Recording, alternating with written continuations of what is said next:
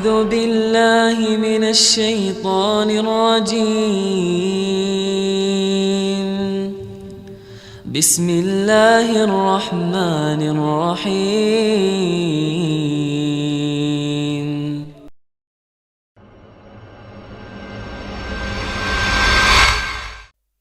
Kalau ada yang bertanya, kalau ada yang bertanya, itu pembagian tauhid menjadi 3 seperti trinitas di dalam kaum Nasrani. Ada Tuhan Bapa, Tuhan Ibu, Tuhan Anak, Ruhul Kudus. Maka tauhid dibagi menjadi 3, tauhid rububiyah, uluhiyah, asma wa sifat. Itu seperti kaum Nasrani menurut yang menuduh. Maka kita katakan bahwasanya tauhid antara tauhid 3 dengan trinitas sangat jauh berbeda. Kenapa? Trinitas itu mensyirikkan Allah, menjadikan untuk Allah ada anaknya, ada kawannya. Itu namanya trinitas, menjadikan Allah sekutu, untuk Allah sekutu. Adapun tauhid yang kita pelajari tadi, apa tadi? Rububiyah, asma wa sifat, dan uluhiyah, semuanya menuju kepada Allah. Tidak ada mensyirikkan Allah Subhanahu wa taala. Semuanya membicarakan tentang Allah Subhanahu wa taala. Paham ini para ikhwah? Baik.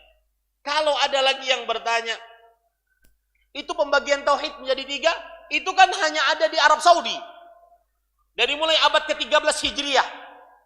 Maka kita katakan, ente baca kitab dulu dong.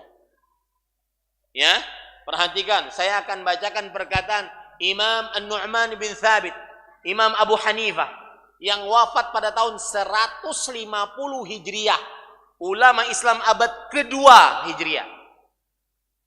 Beliau mengatakan, wallahu yud'a min a'la la min asfal, li'anna al-asfala laysa min wasfir rububiyyah wal uluhiyyati fi syai'. Allah itu berdoa ke atas, bukan ke bawah. Lihat. Ini akidahnya imam yang 4. Makanya saya sering mengatakan para ikhwah, keyakinan Allah beristiwa di atas arsy itu keyakinannya Nabi Muhammad, para sahabat, para tabi'in, para tabi'ut tabi'in, imam yang 4. Tuh yang ngaku-ngaku bermadzhab Syafi'i. Imam yang 4 meyakini Allah beristiwa di atas arsy. Karena ayatnya ada. 7 ayat dalam Al-Quran. Seperti matahari di siang bolong. Tapi ya begitu. Akhirnya umat Islam di Indonesia diberikan ujian oleh Allah. Ada yang mengingkari istiwanya Allah di atas arsy. Dan qadarullah yang mengingkari tersebut masyhur.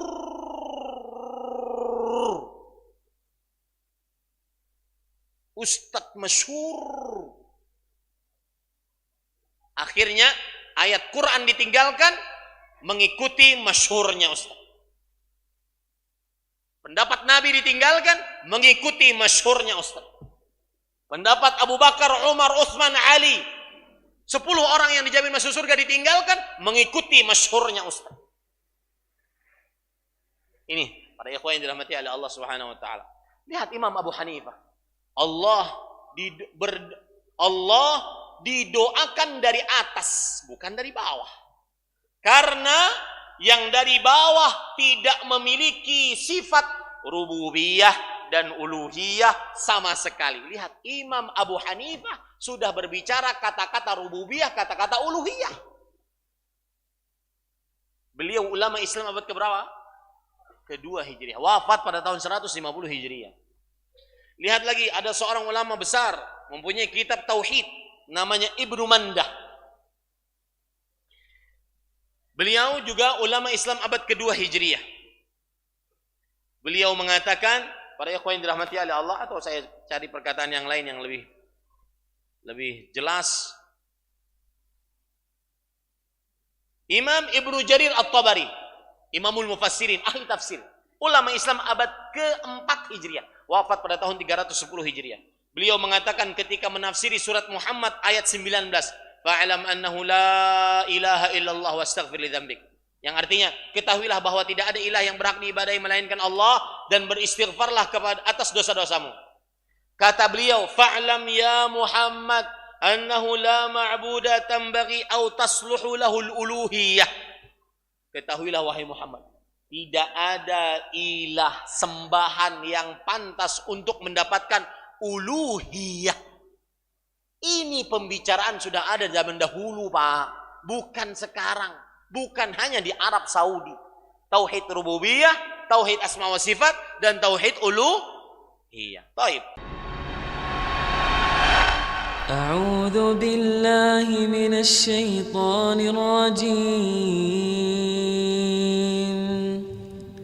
بسم الله الرحمن الرحيم